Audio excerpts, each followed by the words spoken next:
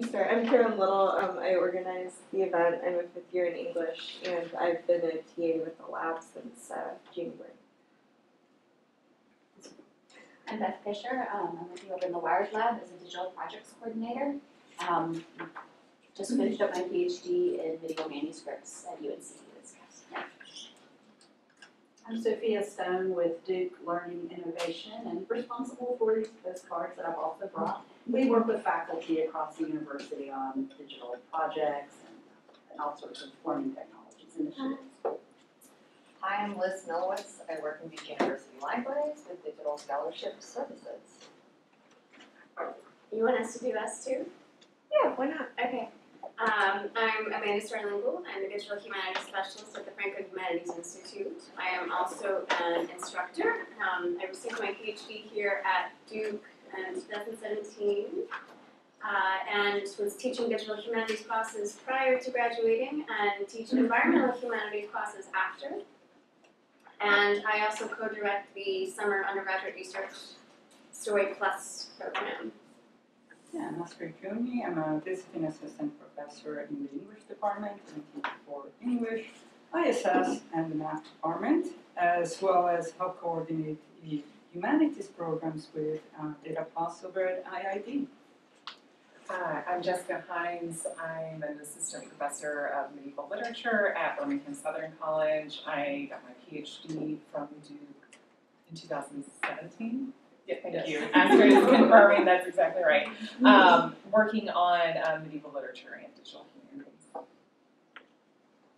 Hi, I'm Adrian Linden. Hi, I'm a classical studies PhD student here in our 5th year. Let's see, 1 year ago I was an intern with digital scholarship services, and here we implemented a digital component in the course. I'll talk more about that later. I'm Emma Davenport. I'm a 5th year in the English program, and I am just kind of getting started learning about digital humanities, in part in preparation for a data expeditions project in the spring, which is going to be an image analysis project with the cultural anthropology department. Dana Johnson. I am a cultural anthropologist, but at UMass Amherst, and I live down here while I finish writing my dissertation, and I'm a fellow with the Migration Lab. I'm Ariane Hartsogundi, and I'm the librarian for literature and theater. I'm Lucia. I'm teaching Chinese at Games department, so I'm coming here for the digital pedagogy series. Alright. All free to start? Whoever wants to go first. We're happy to go. Yeah, so let me actually pull up the slide.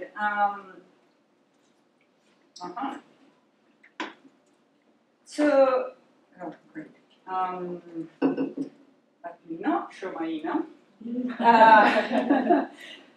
So Jessica and I started working on digital projects for undergraduate students, not in the classroom, but rather over a 10-week summer program with Data Plus. And I'm an early modernist. I focus on Milton and 17th century literature, and Jessica is a medievalist. And we sort of had a problem that we wanted to attract STEM students to our project because traditionally humanities, especially English undergraduates or Medran undergraduates, are not going to sign up for Data Plus. But at the same time, we wanted to maintain some of the integrity of the intellectual questions that we ask in our work. And in particular, Jessica came up with this really interesting idea, which was to look at expressions or eliciting of pity and compassion in images. And the original idea was to work with pietas. Yeah. The problem is that there wasn't a data set large enough for us to work with.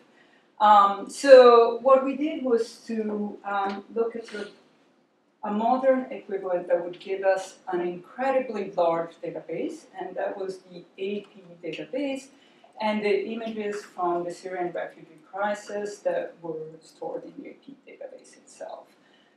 So that we could ask some of the similar questions: what kind of images are being taken, what is their composition, and what is the emotional response that they might be trying to elicit as they're published. So one question was, like, two different types of pictures get published besides, there were what, 20-something thousand? 25,000. 25,000 images, and only a very small percentage of those actually get published. So we wanted to sort of get a sense of how they might be selected for publication. So we were really fortunate that we had 3 students working full-time for us for 10 weeks, so they worked 40 hours a week, which is not the format you usually have in a classroom.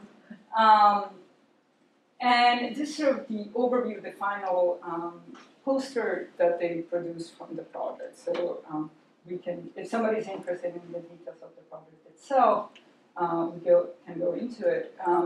But one of the things that we faced at the end of the project is that we wanted to learn how to scale this kind of inquiry and this kind of project for much more manageable within the semester format. And this is fairly typical, we think, in the barrier to start a digital project in a classroom. That either you need to have already an extensive background in digital methods or enough experience that you can sort of fill in that void for your students, which we didn't have. Right. Neither one of us is a programmer. Or you have to find a chunk that is manageable to translate within a classroom. So do you want to talk about your class, and then I'll talk about my so proposal? essentially, I think we've both tried different methods of how do you do, because these, all 3 of these students were pretty sophisticated. One was a particularly talented programmer. The other 2 were certainly quite competent. And this isn't the case in every class. And so we've tried to figure out how to have these really challenging digital projects that are also responsive to individual students, essentially their digital capabilities, without having it take over the entire class where you're instructing them in how to do X task.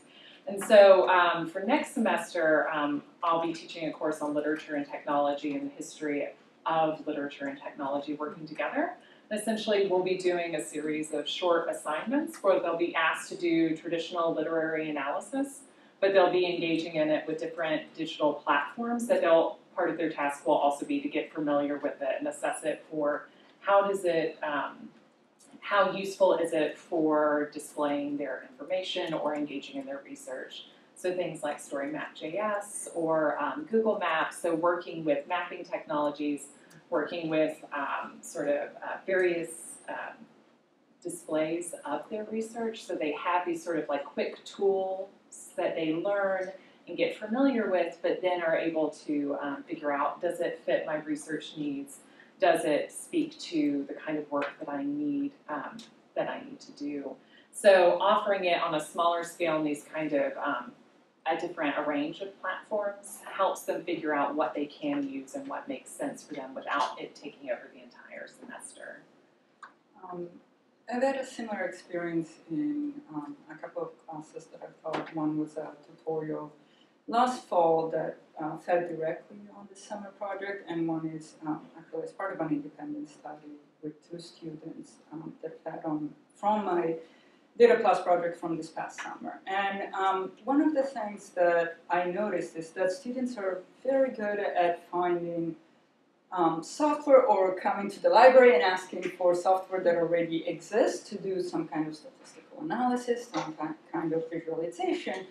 But what was really meaningful and important for my class is that I would want them to still be able to consider the kind of questions that I would have taught in a standard English literature class. So for instance, something that happened both in our joint project and my past summer project was that students are really enamored of sentiment analysis, especially when we're looking at images. here we had photography. Last summer I had students who were actually analyzing presidential speeches, and so they were really interested in looking at YouTube videos from the weekly addresses that President Obama would post online. And they found a package in Python that you could feed a snippet of the video and it would read out 6 emotions.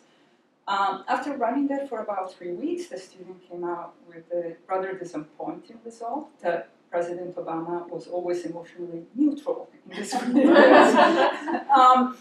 So what I asked her, she was quite disappointed by this and sort of frustrated by the program. So we started sort of taking a step back and asking, well, first of all, what emotions is this program considering? And how does it approach reading this emotion? How did the programmer teach the software to read emotions? That led into a discussion with the programmer, which she contacted, and finding out that he was using 100 actors to impersonate the emotions and then teach the software. And I don't think it's surprising to any of us here that that is not a very genuine or accurate way of reading human emotions in video. And so we started actually doing some readings around theater and emotion and the philosophy of emotion. So what I found particularly helpful in this is that I didn't need to, in terms of pedagogy, is that I didn't need to know anything about the details of programming this library in Python. I just don't need to know the guts of the program. But I could still guide the student to, yes, play with the program and play with readily available video. These are all on YouTube. And at the same time, get at some really deep questions. We talked about, well, we're still engaged in this. We're talking about theater. We're talking about the difference between trying to act an emotion and the effect that it might have in theater, and how that is different from what we expect in normal interactions. So one of the challenges, but I think that can be actually extremely rewarding, is getting students who are not used to maybe approaching literary works or philosophical works with the kind of questions that I would bring to them in a normal class, to do so naturally from their own research. So that we didn't put sort of the theory before the experience, but the digital technique allowed us to have this experience, be frustrated by it, and then ask a really interesting theoretical question. And that came up as well when we were doing our research on the Syrian refugee crisis. We were talking about photographs, and they're like, oh, they're really talented data scientists, and they're like, oh, we have this great pool of data that we can analyze, but it turns out that people have really different experiences reading their emotions. There's no objective response. People have subjective responses. How do you analyze that? And so we got to have this really great conversation about, well, how do newspapers guide people to have particular emotional responses? And so it turned out that after conversations with them in a couple of weeks of really, they were so frustrated. They're like, oh, what about captions? How are these pictures embedded? What are the frames in which these pictures are contained? And once they were able to match that onto these different parts, it gave them some tools for talking about what are the words that are supposed to be connected to these images? Are they connected to particular emotions, and do they guide their readers in particular ways? That I think they wouldn't have realized was quite so essential, how important words were to the work they were doing, but they were like, yes, as it happens, words, and in fact newspapers use words alongside pictures to really guide this sort of subjective response to images. So I wanted to, so we don't take up too much of the time beyond what we have allotted, I wanted to point out that we're working on keeping track of this kind of projects at DataFuss. So the humanities projects have extended descriptions. This is a recent one from this past summer, dealing with Robinson Crusoe. And as you can see, there is a full description of how the project came to be and the students' reactions to it. So it's sort of in terms of a practical resource, and also links to what the students produced at the end of the summer.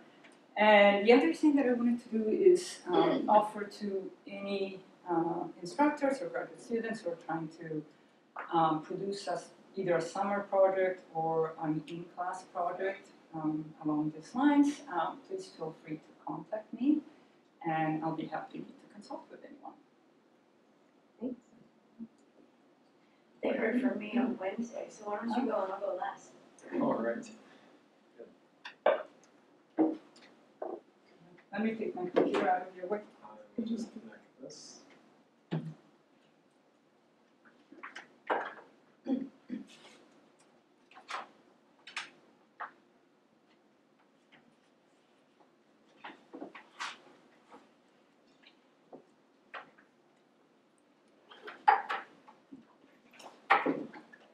Bring this all the way over.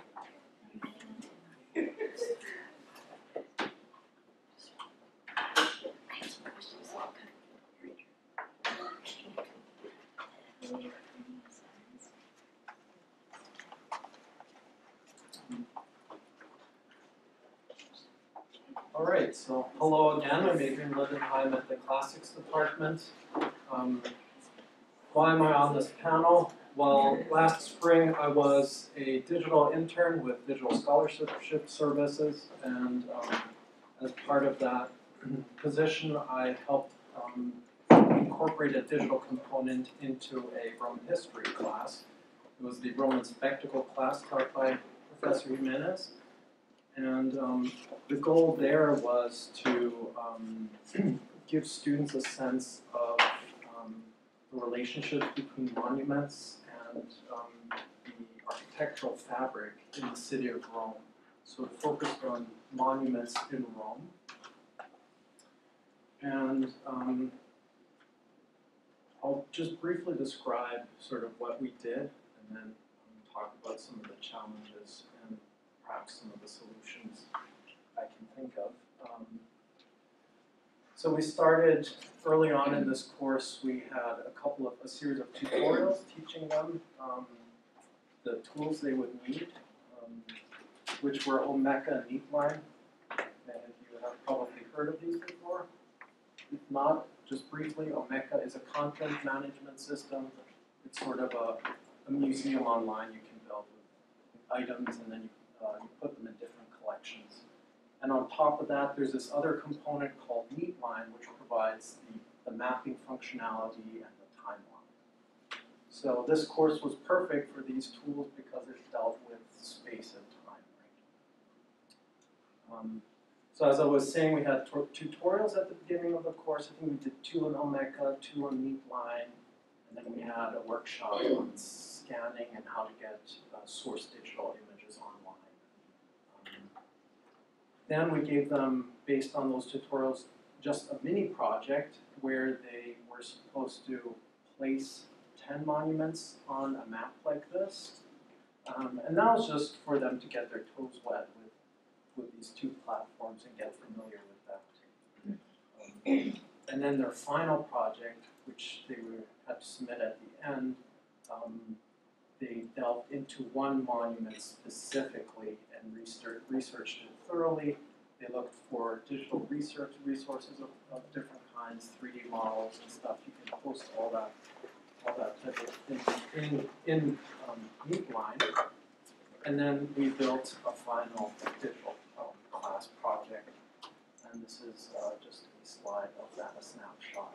If you like, I can hold it up. So this is what the Omeka platform looks like. And then there's a tab for Neatline separately. It's not projecting. No.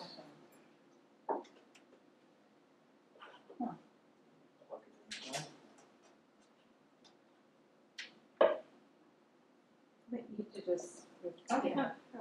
It's as soon as I switch the window. Oh, there we go. Good. Again, this is the inside of Omeka, and the Neatline tab, which is the mapping timeline platform, is in there. So here we have the class exhibit, which I'll let you see in full screen. And this is not public as of yet. And so this is what it looks like. These are polygons the students drew on top of this map. And here you have a panel with all the monuments listed in the different periods. And as you slide this timeline bar, some of them pop up and disappear again. And some of the students had the task of drawing triumphal routes through the city as well. So, of course, like this lends itself very well to a project like this.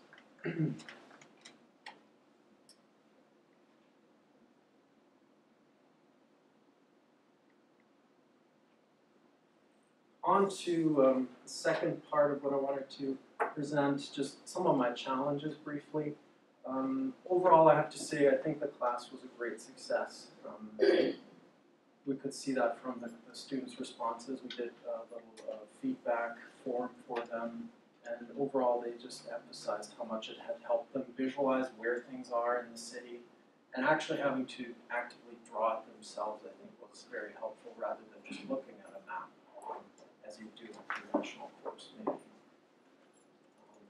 I think one challenge was knowing how much training they would need for these tools, how much support they would actually need. Since this course was more of a field testing the first time we were running it, there was no way really to know that. As it turned out, the students really quickly picked up how to work with Omeka and Neatline. That wasn't a problem at all. If anything, we probably could have reduced the number of tutorials overall and just we could have had a class period for them to work on their own projects and then troubleshoot with us or something like that. And we had, there also are great resources for this that the Wired Lab has created. There you have the link up there for Neatline and Omeka. So different various manuals. And in the feedback, a lot of students said that if they had a problem, they just looked in the manual, and that was really helpful to them.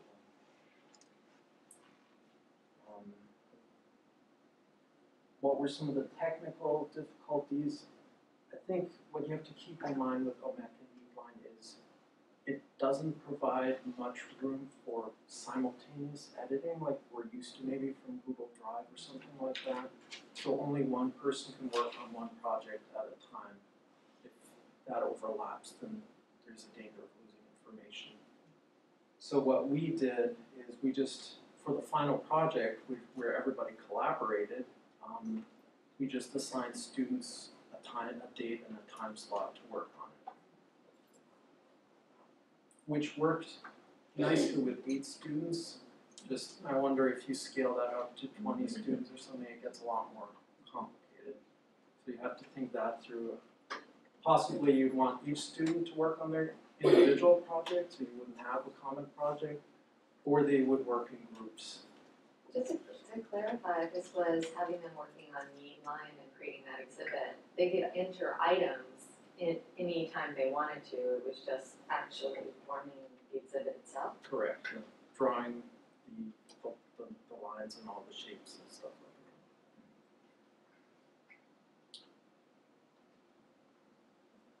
Can you? Sorry, I'm back and forth this. Yeah.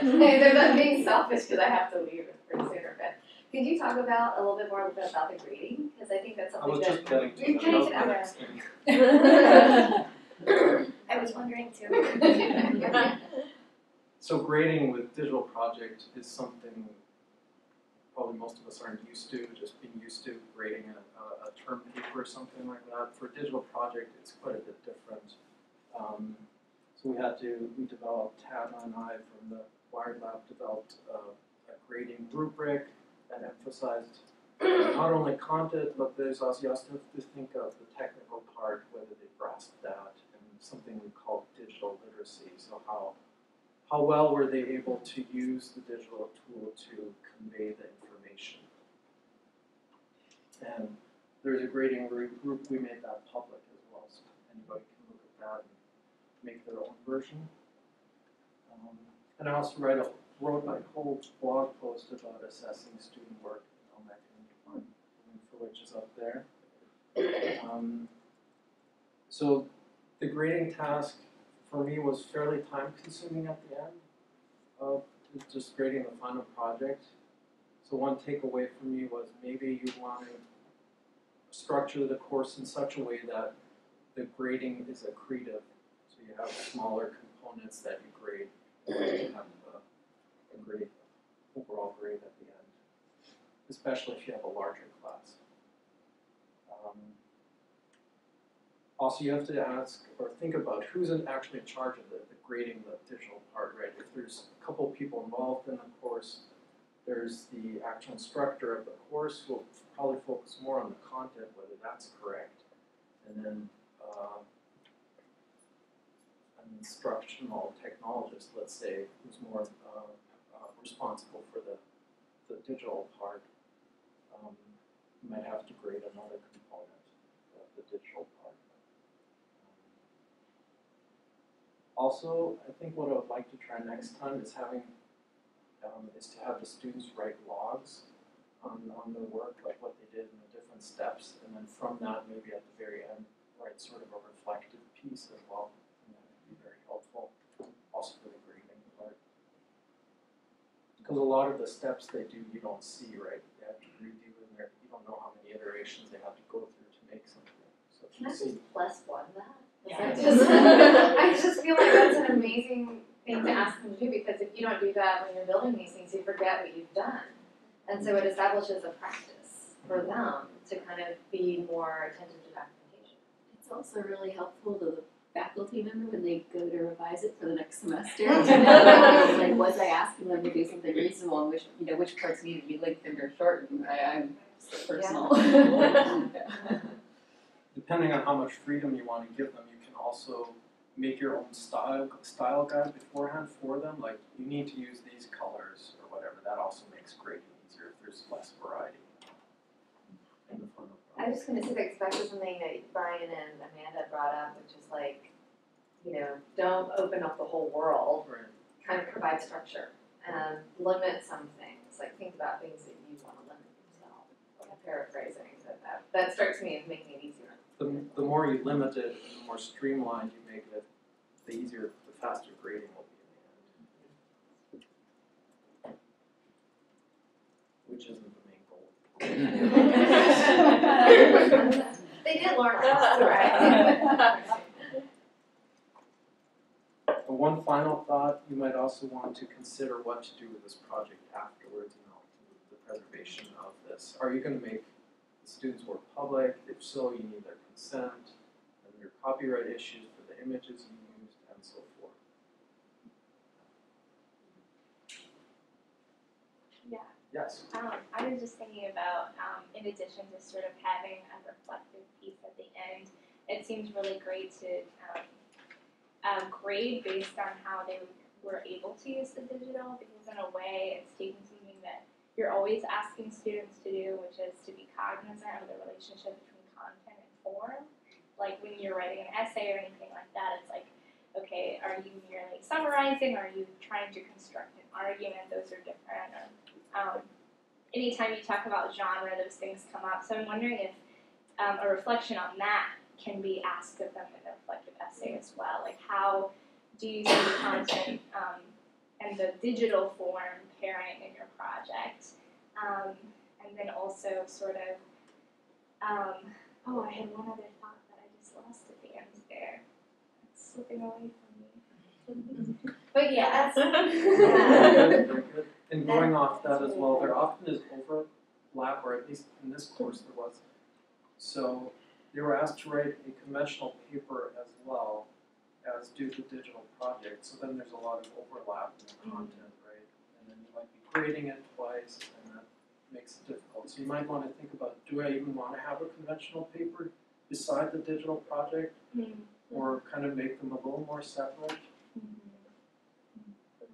And I can piggyback off of that. So I go through a little bit of a riff on how tools speak. And that is not only the reason why we choose specific tools to do specific tasks, But it allows those rich humanities questions of what are the biases, who created this, who was it created for, what's it saying, what's it not allowing us to say, what are its limitations, what are its inherent vices. We talk about those with each tool. And when you talk about a tool speaking, then they're able to think about all of those things in line with that, and how to use it and what to use, and why they've chosen that tool and how it works within or without their argument. Right. Thank you for that, because that actually reminds me of the other thing that I was going to say, which is that while reflecting on the speaker's position, you can also think about the audience, which and how successful you were in this digital form to communicate what you're saying to a specific audience, and think more about who you're speaking to and how effectively you are using your tools. So, I don't know. Oh, sorry. I was just gonna say that I think that's one of the things that it's still maybe missing as we're trying to think about teaching and teaching publishing to students and how to write for different audiences. Is oftentimes they're saying, write for this public audience. What public? You know, like everybody whose face is gonna cross the screen, like knowing how to target it and then trying to get feedback. And I was gonna say, I think that's something you've also done in some of your classes. Right, and another thing that you have to think about with your audiences is differently abled minds and bodies. So accessibility comes into that. How are we, is someone who's colorblind going to be able to see this transmission line that my students have drawn in yellow? Maybe not. Easy enough. Depending on colors, you think about those two when you think about audience. Yeah. And then did you want to? No, but I was granted time for math. Oh, no. I think the other thing is actually important, and it might be less of an issue when you first start teaching as a graduate student, because often your level of the course is predetermined by the department, and you only get to teach at one level. But some of the kind of questions around audience and format that is sort of selected for a specific audience will have to change based on the level of the course and the kind of students you're attracting to that course. So I have classes that are first year seminars that tend to draw students who are usually political science and economics majors. So wanting to be econ majors, we'll see if it pans out. But what I ask them to think about in terms of audience is very different than what I ask juniors and seniors in a Shakespeare course, simply because they are not writing for the same kind of audience. So one of the ways, it seems it can be daunting to think of all the possible audiences, but to sort of draw it to your specific students, I think is very important. I think in my case, it was almost an active learning to the audience. In this case, mostly was the students themselves, right? By doing all the drawing and all that, they learned where things were and got a sense of the architectural fabric of the city. And I think that's key, that I can take my few minutes if that's something we want to do. Although again, I spoke for about an hour and a half on Wednesday about these things, so many of you were there, and there's also the video. But coming off of what was said there is that there are there's a range of ways that you can introduce digital projects into your classroom, right? So you can have a very sophisticated project that takes up the bulk of the time, or it can be small integrations of digital projects throughout. It can be a mix. And I've done a little bit of all of it. And when I started, what I was doing is that, to me, and it also depends on the class that you're teaching. If you're teaching, digital Roman cities, then it makes sense to have a project throughout the whole class where you're mapping Roman cities in a digital space. But if you're teaching an environmental humanities course or anything else, and you just want to do some innovative pedagogy or some flipped assignments, then maybe that's not the way to go. But there are myriad tools that are easy to use, open source, free, that the students can really just kind of tinker with and ask questions of and ask questions with. And sometimes in our humanities classes, I prefer those because in many of my classes, it's not a digital plus kind of class. It's just a class, and so asking the students to learn a tool is not really something I want to do, and spending a deep amount of time on having them learn a tool and learn a tool well is not something I want to give time to. But I do want them to play around with possibilities of using digital tools, and one of the examples that Liz reminded me of that I've spoken about in the past is a basic word cloud. You've all probably gone to that little website where you can paste in a piece of text and it'll give you a word cloud, and some words are bigger and some words are smaller, right? So I had my students do that. They were doing tool tests, just testing all kinds of different tools. And I had them do that with a novel that they were reading, Neuromancer. If you read Neuromancer, it's kind of a speculative fiction sci-fi from the 80s. And it's known to be, or said to be, the book from which the term cyberspace comes from, which is also very cool to know that a real word came from a novel, which we're all very excited about in the humanities.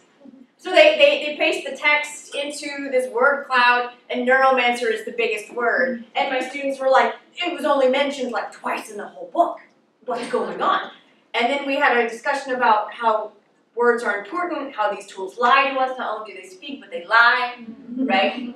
And then we got into that kind of conversation. So you really can decide how sticky you want these things to be in your class. And if you want to dive into them, if you want to talk about how, if the students are using the tools well, or if you want to use it as opportunities to experiment. As we spoke about on Wednesday, digital tools allow you to, they can be tools of discovery where you can stick a whole bunch of text into a word cloud and maybe find something. And I love when the students disagree with the tools, because when I get fired up and we argue with the tools and we talk about what that means. Why are you arguing with this word cloud, right? But we need to talk about things like that. Well, if that's not the most important word, what is the most important word to you? And then they're like, well, I think this word's the most important. And then we're coming up with themes. just because we put the book into a text analysis tool. And so I often use them as provocations to get things going, to get conversations started. You know, how would you mind map this? Or how would you tweet as that character, and what does that mean? And so then they're just using the tools to think about what the character thinks about, if they're tweeting as Neuromancer. And they're not, I don't care if they know how to use Twitter well. In that instance, right? I don't care. But if they're thinking about, if they're using Twitter to embody this character, that's a successful use of technology for me in that class. So that's a lot of what I do. It's just prodding and poking and provoking using the digital tools. We also do really sophisticated projects as well, and I help instructors do that through my job at the Franklin Humanities Institute. We use Story Plus projects, which are similar but different from Data Plus projects that are 6-week students. We have the Story Plus graduate alum with us. Hello. And so those are opportunities to learn the tool and to think about it more deeply. So there is this range of ways that you can use tools. And so if some of these projects seemed a bit daunting or a little overwhelming, I can first say they probably aren't, especially if you have assistants. But if you're not quite ready for that, there are small ways to tinker and play.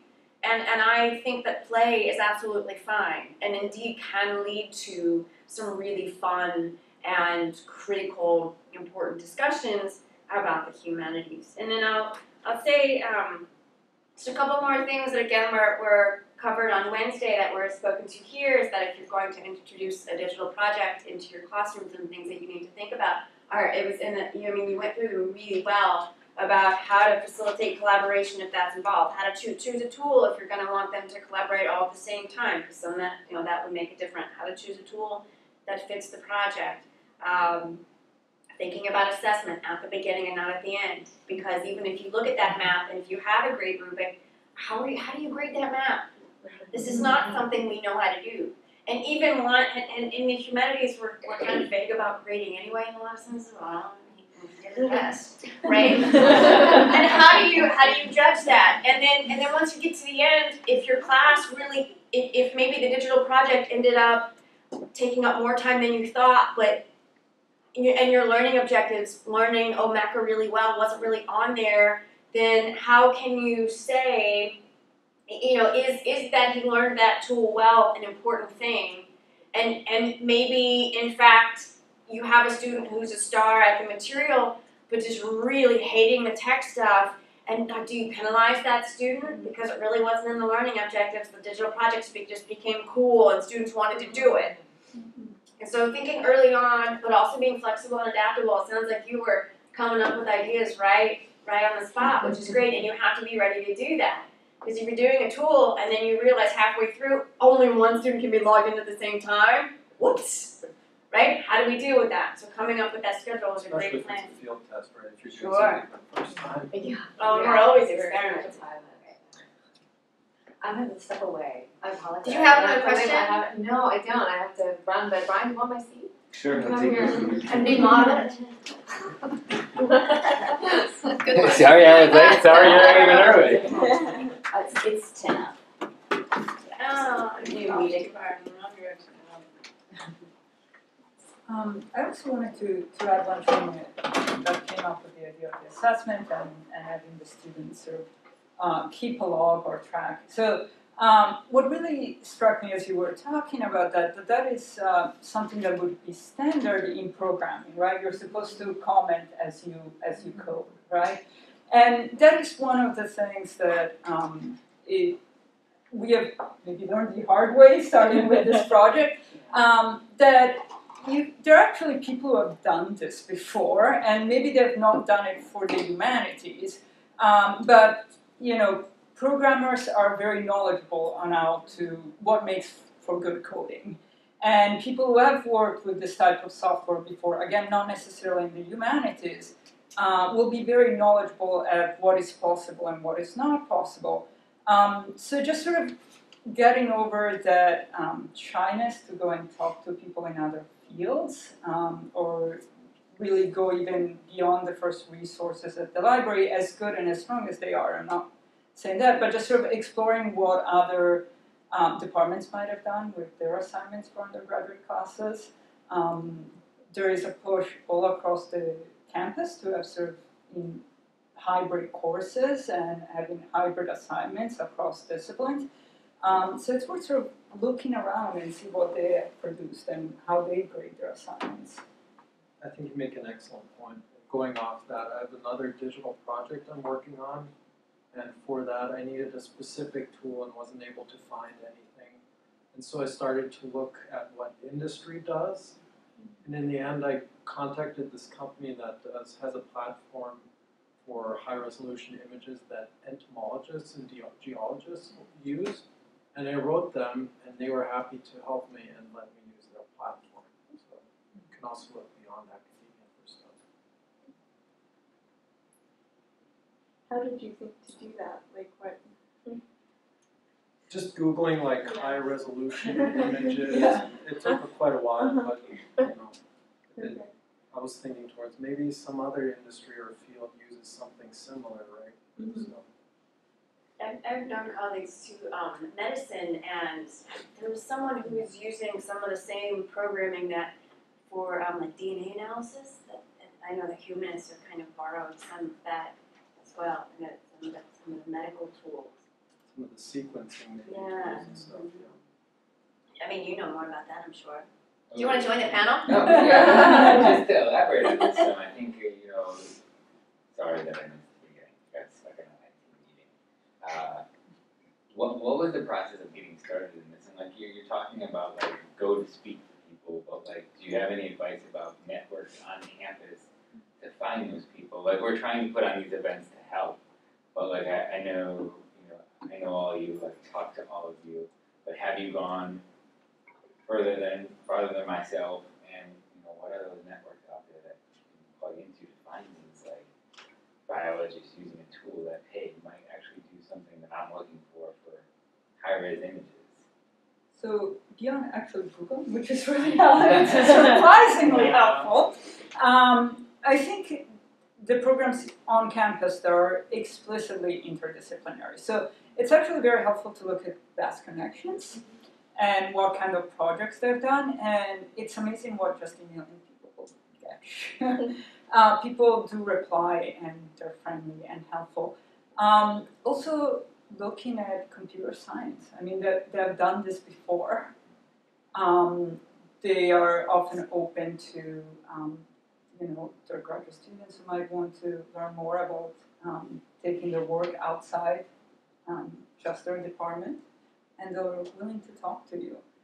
Yeah. And as I said, I'm offering myself, and I think all of us who are here on the panel are here to Another help. good place is, Liz gave me this idea to talk with research computing at Duke. That's another unit at Duke you can talk to, and they do virtual machines and cluster computing, that sort of thing, and they're very happy to help you as well. And all I really want to highlight there is, like, if you come to somebody like myself who is, and any of them, if you're used to this process of kind of being taken from one person to the next as we try to cobble together the things that you need, that's a good expectation to have, or else you might be frustrated, right? Because coming to me, I might not have the resources to help you, but I will do my best to find other teachers, or whoever else, and go to bat for all you guys and have those discussions. I just kind of wanted to do that. Like, this is kind of like the part of the course for doing these kind of projects. This kind of just cobbling together different numbers. And I mean, sort of depending how big of a part of your semester of your course the digital project is, the sort of more serious perhaps the support that you will need. Small projects are a lot easier to integrate, and maybe this is a good way to get started. But I think it's really helpful to talk to someone outside of just your department who has experience in digital humanities or digital tools in general, because the students will catch on rather quickly if the project is just not functioning because of the technology. And it's helpful in heading off sort of like pitfalls. Like, we found out quite quickly that we were going to have some copyright issues. Mm-hmm. And so talking to multiple people, that only became apparent once we started talking to Lee.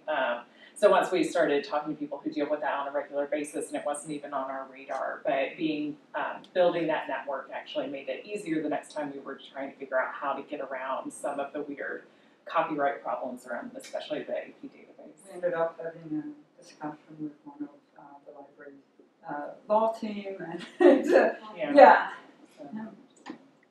And also, I mean, don't think yourself less of a DH pedagogy experimenter for doing something basic to begin with.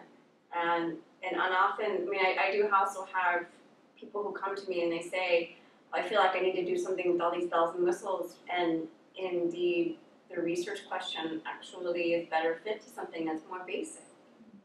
And doing all the bells and whistles just ends up, what is it, putting lipstick on a pig? Is what it's and that's not necessary. Right, and there are situations where, there are examples, are really beautiful examples of it working well, but there are also examples where it didn't work so well, and you think, well, we could have just used a work club, right? So try, and we're also here to help. I mean, I love that question. If you come to my office and you say, which tool should I use for this? And I'll say, what do you want them thinking about? And we'll have a conversation about that, and we'll find the right tool, whether it's something sophisticated, something about in the middle, or something really basic, or a range of those. If you want to try it all. So to piggyback off of that a little, when we say this idea of the right tool, right, there's never really any right tool, right? So any advice about how to scope this? I know we talked a little bit about audience and understanding the students and your class and stuff, but when it comes to the capacity and the affordances of a tool compared to what you're trying to do in the class, any advice as to how to weigh those two things and just say, well, this tool doesn't have everything that I want, but it has enough of what I want. Any advice on how to tackle that? So we actually had that as part of their assignment. So we asked students, we gave them 2 or 3 platforms, and we're like, here's your research question. We want you to assess and then present which tool you think is the right one to answer your question. And they decided actually none of them worked, and they felt like they had the programming capabilities to do something different. But it ended up being really helpful because they had to think about, like, oh, we don't like StoryMap.js because it's a narrative that goes linearly. We don't like Google Maps because it's a map, but it doesn't give like a holistic image, and we want to be able to have our audience not moving around in these different bits and pieces. So it had them thinking about some of these great questions about the relationship between form and audience and your content. And it was really, I think, it ended up working really nicely. Also, I think again, we had the luxury of 10 weeks for this, with 3 students working full time. During the semester, I found that a lot of times it's the tools that I have the time to master so that I can help them through, which I think it's something to consider also. Because you will get questions, no matter what tool you use. I think most times, unless you can have somebody build yourself something bespoke, you'll always have to make compromises with most of the free tools out there. I'm gonna do it +1 and a +1 and a +1 and a +1. Doing it there. But what I want to try to get at is like, I think that's one of the beauties of the humanities is that we're always questioning, we're always being critical, always thinking like, do we need to go past this? And in a technical realm, that's a very difficult approach to take. And so it's just kind of like managing that. Like a lot of people come to me and like, I need a tool to do X, Y, and Z. And from a technical perspective, we typically don't build technologies that do X, Y, and Z because it's easier to break that way. And a model we take is like, we want to build something that does this one thing well, and then just build it in a way to push it to something else that can do the next thing.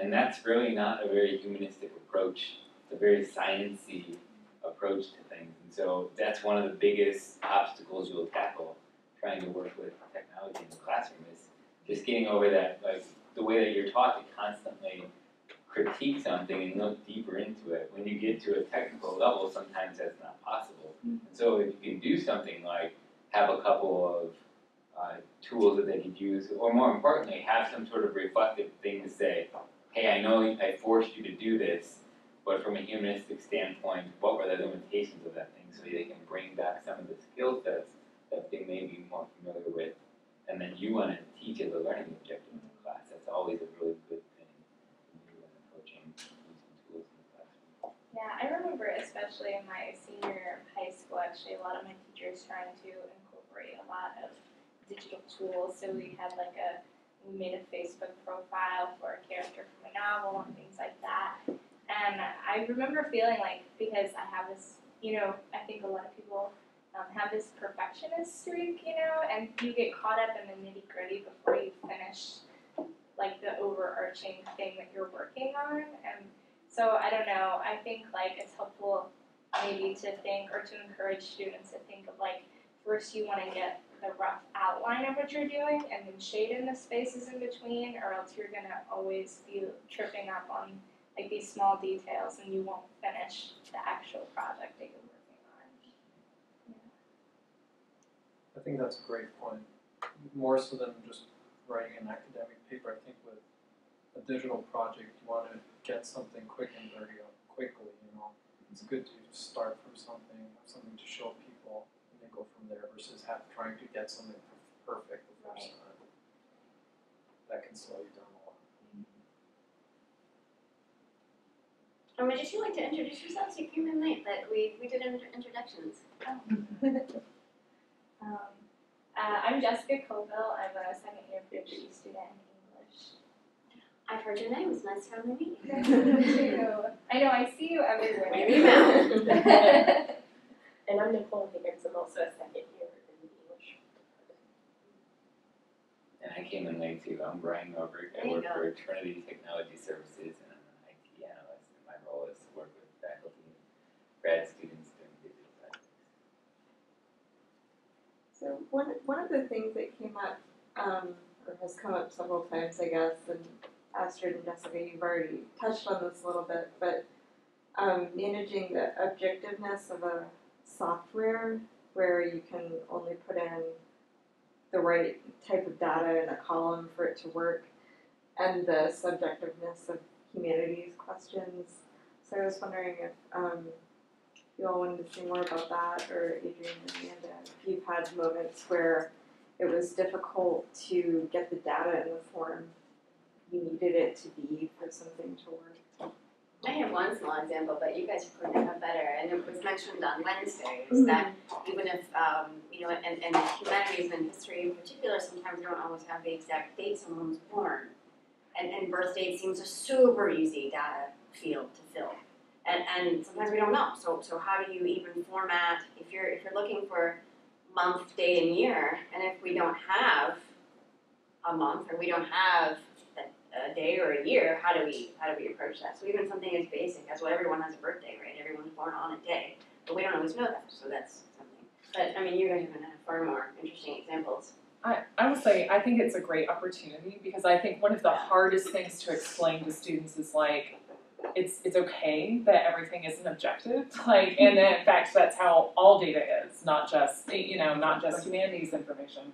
And so when they run across these walls where they're like, how do I enter this data? So how do I, when I'm faced with like 25,000 images and I'm trying to classify them as a particular emotion or another, that is a problem that you're actually encountering with all data, and getting them to be like, just acknowledge like, oh, in fact, there is no objective right way to read one image, was really productive because it meant we could have a larger theoretical question about like, okay, so what do we mean when we talk about emotions? What do we mean when we're talking about assessment? That was quite helpful, and it led to like, okay, let's try out some different things. What are ways you could figure out what groups of people, how they respond to images? So they tried out polling some select people and seeing like, how are you responding to this on a scale? And they weren't quite happy with that. And so it led to them trying to figure out how do you analyze something when things are a little shadier. And I think it can be extremely helpful, especially if you have a mixed audience in your classroom, some students who have more humanistic background, and then you have some students who have a more technical STEM background, to actually put the problem as part of a conversation between the two sides of the classroom. So I've had a discussion with a student who was very much interested in the idea of algorithm bias. So we were talking about social media and sort of how we might categorize some of the information we're finding on social media. And when you ask them to actually enter data, then you start noticing human bias at the same time. Like, so it starts sort of figuring out how the two things interact and how they are making decisions that we encounter in research all the time, even when we are doing something as simple as working with historical figures or with text, which text we're going to select and what parts of it are we going to focus on. So I think just sort of being open that, yes, there will be indeterminate sort of pieces of data, and that is actually just the way research works. Also life, right? So we've had conversations about if we're gonna, you know, why do I need to define something? Oh, I know what that is. In anything in the humanities, right? I mean, defining nature or defining environment. And for instance, for in my classes, I ask students if they know what environment is. Oh, I strongly agree, I know what the environment is. And I ask them to define it, and they're like, oh, I don't really know. Or what the human is. I mean, these kinds of things. But a database forces you to make decisions. And then you can have conversations about, you know, who else is defining things and making decisions. Like, these are not idle questions, defining and categorizing, because people, you know, politicians and people in charge and the medical community and the administrators are all doing this kind of in a real life way, categorizing and making decisions. And so knowing, I mean, that opens up an opportunity to have that conversation that you know, we think that everyone kind of goes around sort of knowing, but there are people indeed making decisions based on these things like this database that we have to decide. And I just want to make a pitch for the humanities to do more of this, because I think when it comes from a technology standpoint, the algorithms are being developed from abstract math, but when abstract math starts affecting the way we interpret life, I would much rather have people who are trained to interpret life actually looking at the algorithms underneath. And that's what we're talking about when you're categorizing and implicit bias and some of that categorization. So like, having tools that don't quite do all that you need to do are great venues for having these conversations to give people comfort. Because we're talking about needing to have the courage and the strength to go approach, say, a technologist or a computer scientist. But like if we can develop the confidence to say we understand and we think about how we think and meaning in that stuff and how important that is to computer science and technology today, I think we'll develop much more of a symbiotic relationship that's going to be like much better for both sides. So I just want to again make the pitch and let that lead into one final question, that we can do, at the start and the end. So like what are some of the incentives for doing this kind of work, especially now that just kind of like look backwards now with what you experienced, and how does that relate to maybe how you thought of the incentives before you did it and now how you think of the incentives? And then the other end, what do you do after the fact to make it worthwhile for what you've done, right? So like, do we need to do more communication of what we've done? Are there things that we need to do after the course? And of course you're doing this, one of them right now, right? To talk about the value of what you've done, or to grow it, or to even decide, do I do it in the following year or the following semester? So kind of looking back, like what are the incentives to doing this, and then moving forward, like what things do you need to continue to do to add value to what you did during the class? So before coming to Duke, I was teaching writing for graduate school at North in Boston, and I was using Google Docs, and it was like 10 years ago. And the reason why I used Google Docs in the class is because I thought these students are going to need to know how to use Google Docs in a business sense.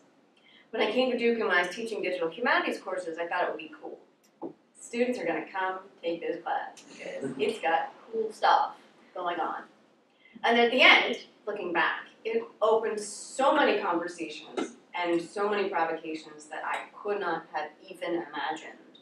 And so the value was immense for me.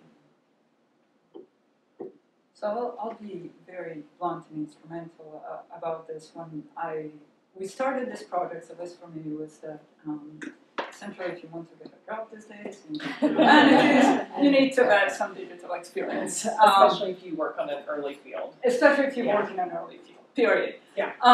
Now, thankfully that is not the reason why I still do it in the classroom. And part of it is really because, so my own background is sort of, I used to be a mathematician. I went through graduate school through a master's in math, and then switched over and did English. And somehow the topics that interest me and the topics that I usually center my seminars around tend to attract a lot of STEM students. There is something in my brain that still works that way, clearly. And what has been really important for me by using these digital tools is to sort of not make the humanities so alien to STEM students. They're interested in the questions, but they're often intimidated by the methods.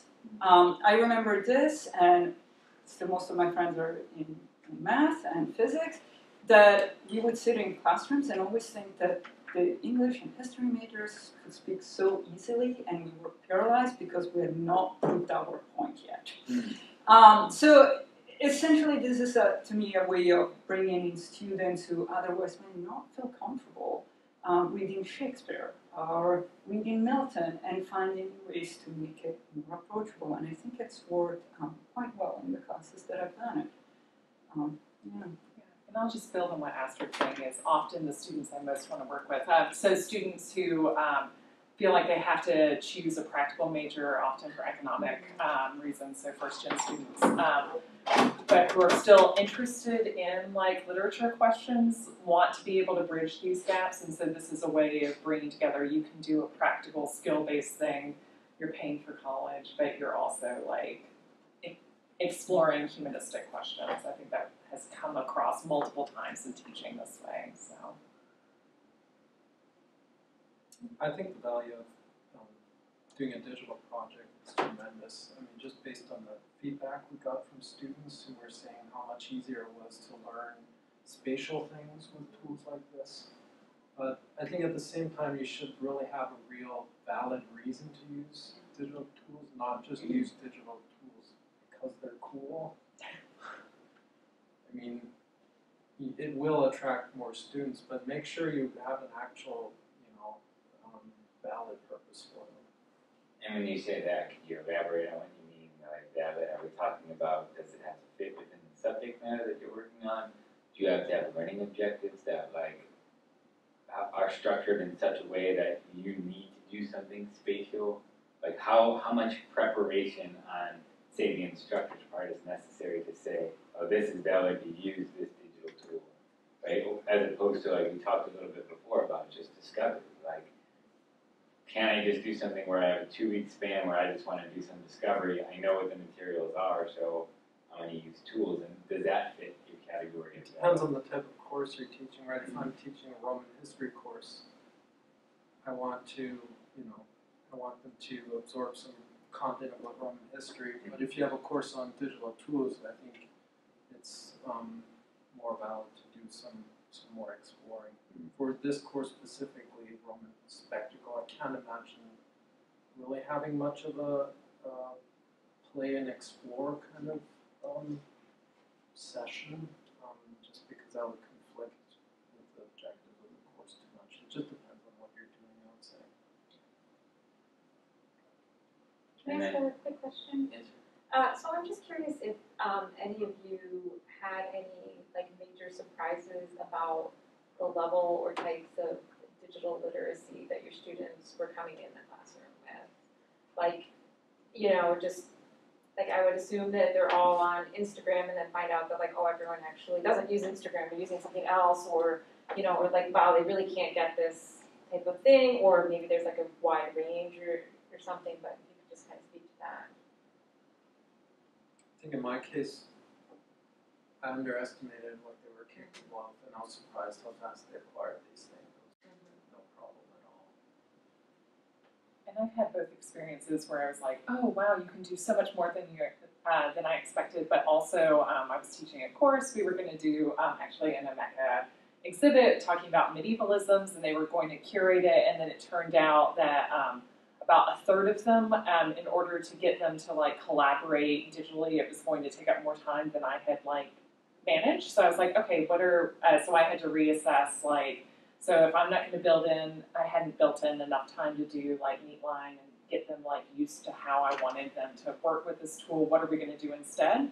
And so I went back and I was like, okay, we're going to do a WordPress site, and so had to meet and had to work with it differently, but it just ended up being responsive. And that worked out just fine, but it's only happened once where I was really surprised by the lower level of literacy than I expected. I found that students in the classes that I led with it tend to be very good at using tools like StoryMap or Omeka, and they're often pro levels from first years to seniors quite inadept at tweaking, researching, and thinking critically around what to do with the tool. So I have students who are quite good at using a specific tool and putting in graphics that look amazing, but the simple act of I need to do something slightly different for this image. How do I Google effectively to find? I would sit there with them, I don't know how to do this, let's Google it. And they have no idea how to do that. And we're used to doing research, so we're very adept at finding out information, whether online or coming to the librarian or to some kind of resource. So my experience is sort of that they can use tools very, very well. Not all of them, but most of them. But anytime they have to be critical about it or twist something, they find it more difficult. Yeah, I know I had the same kind of experience. But the best advice is not to assume that they're going to be great, either at the technical aspects or using it in a way that you envision. But also assume that they're going to do something with the tool that you didn't think of. And I often give really open-ended I call them challenges, mostly because I don't know what they're going to come up with. And I say, do this. And they come up with things I had never thought about. They might even or- break the tool. So, and that happens too. I mean, there are times, and this happened in our class last semester where, right, I had planned a day when we were all gonna work together, and one student logged in, and a second student said, I can't log in, and a third one said, I can't log in, and the fourth one said, the site's down, and I was like, well, let's do something different. So, let me So I had to run explain the the story behind this. She was Brian had using- built the tool for She us. was using a piece of software that had a 0-day critical update that came out, and it needed to be patched in the exact time that her class was going. And what a 0-day patch means is you basically have 0 time before malicious developers are going to, because once they release the new code, that's disclosing what's wrong with the old stuff. And so developers are reading these lists and looking and just crawling all over servers looking for who's ever using the software, that older version, so that they can hack that software and get into the So system. you gotta take the whole So thing down. it was the exact time of our class, and we had no choice but to take the site down to update it so that we wouldn't be hacked. So those are some unforeseen And consequences. I think of that using might have been an technology. extremely rare situation, but how many times have you been at a conference and you gotta fiddle with the technology just to get your presentation to show right, or the internet doesn't work, or Skype cuts out? All of the same things come into the classroom with your technologies, always. And so, and you do have to be, and I was a little sheepish, but I was like, well, we're not doing that today. We're gonna change that and do something, so I had to come up with something else pretty quickly.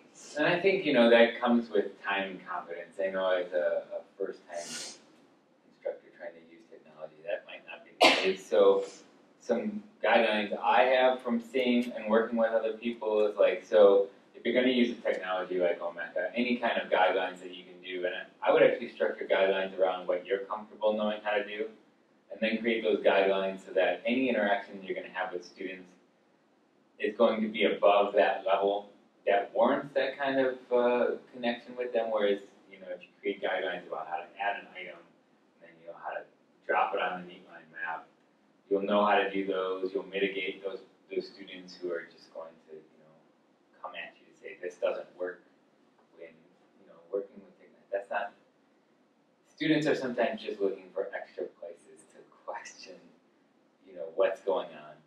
So if you create guidelines that walks them through, it mitigates some of those issues. I've seen a lot of instructors who actually get graduate students just to be the middleman for a lot of the emails that will come through as the students will struggle. I don't really love that.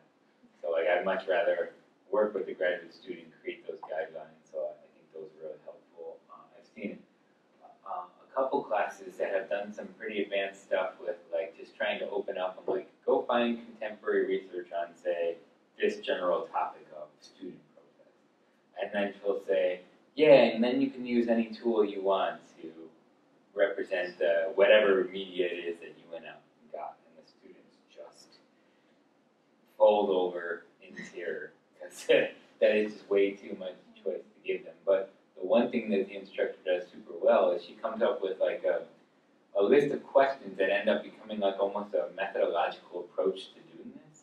So she'll get all these kind of different digital presentations, and they're not very good because she left it so open. But then you read the answers to those questions, and then you can see whose projects are really strong too. So these kind of things of reflective or just scaffolding and say these are the things I want you to be aware of as you're going through this process, and talk to me about those things. And then it will come out how good the students are with understanding the material versus they may not be very good with the tools or very creative with the tools. And so these are ways of mitigating some of those very difficult things that you're going to experience working with technology. So maybe it's I don't know. We have the room for a little while, so we don't have to rush on necessarily. But Jessica, you're planning a course for this spring, you said? Yeah. I would love to hear what are the things that are foremost in your mind as you're doing that? Oh, I think it's actually a lot of the things we've already talked about now, but essentially that these questions that they're really having to think about, which is the relationship between the form and the content. So the way that moving between media actually changes and shapes what you want to write and what gets written. It's actually a very old question. And so we're doing a class, we're talking about book history, we're talking about early ways in which people changed the way they wrote and the way they thought about writing and literature based on the media it was presented in. And so we're doing some medieval work and then moving forward to think about like how is that shaping and how is that changing at this particular moment. And so it's going to incorporate some like more creative work for them where they're going to have to engage in it, but also like hopefully, ideally, they'll be thinking a little bit more about genre and about media and presentations. That's the basic sort of gist of the class. It should be fun. We'll be doing some Chaucer, which I'm pretty excited about. Yeah. And Adrian, you're doing something with it. I'm currently teaching intermediate Latin, and I'm planning on. Wait, can you say that louder? What are you teaching, and what are you using? I'm teaching intermediate Latin, and I want to incorporate just small digital exercises, I would say, using medieval manuscripts of the actual text we're reading in class, and I'll have them work on the manuscripts using Omeka again, but with a special plugin that allows you to pull in the actual images that are hosted somewhere else by the museum, say, or another institution, and you can do annotation and stuff right on those images. And Brian's helping with that. We'll see if we need to take that server down right after. Any other questions? Well, thanks everyone for coming. Thank you all for this.